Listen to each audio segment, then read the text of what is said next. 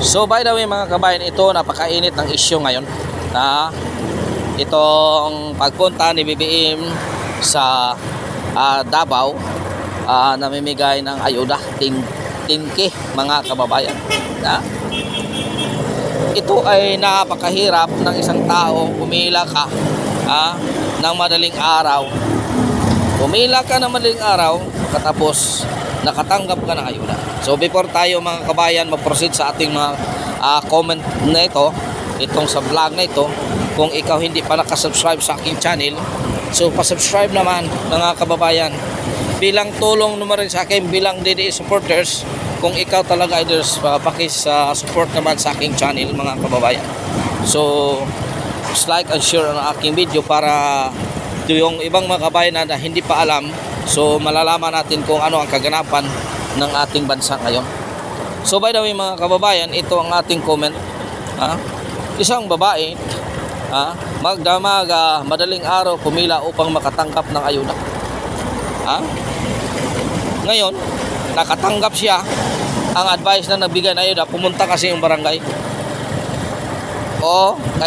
Kaya tayong mga Pilipino masunurin, pumunta ng barangay, kinuha yung kanaan ayuda na 10,000 pesos, kinuha yung 8,500, ibigay na lang sa kanya ang 1,100. Napakagarapalan talaga mga kabayan ang korupsyon na ito.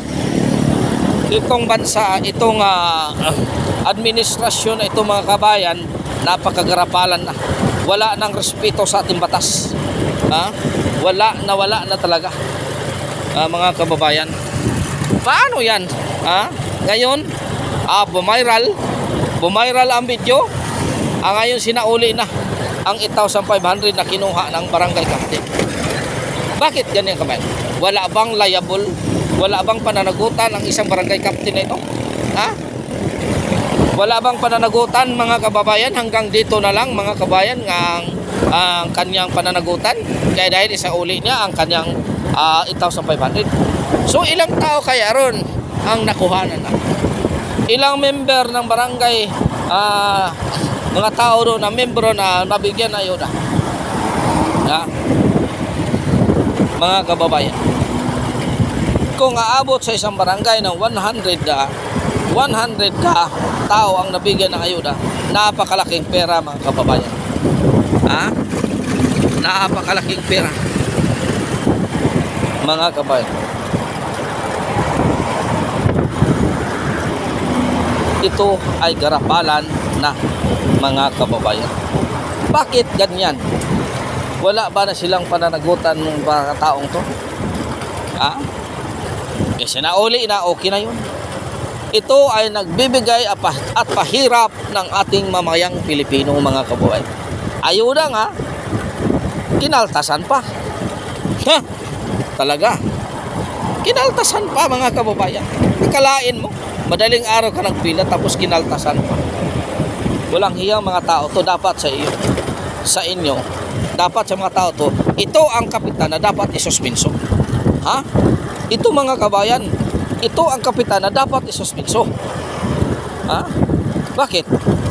Binigyan mo ng DSWD ng 10,000 tapos kinuha mo ang 8,500. Hindi lang suspensyon, ito ang dapat kapitan, ito ang kapitan na dapat suspendin at tanggalin sa pwesto dahil isa itong corrupt na barangay captain. Isa itong corrupt na barangay captain. Akalain mo, 8,500 ang nasa kanya. Kung aabot sa 100 katao ang sa kanyang barangay na sakupan na bigyan, 800,000 ang kanyang makulimbat na pera. 850,000 ang makulimbat niya na pera sa araw na yun. 1,500 ibinigay. Nako! Akalain, lala talaga ito. Sigurong taong to, bangag ito. Bangag siguro yung tao to. Bangag siguro ito. Palagi siguro ito kumakain ng pulburon. Ano akala mo sa tao binigyan mo?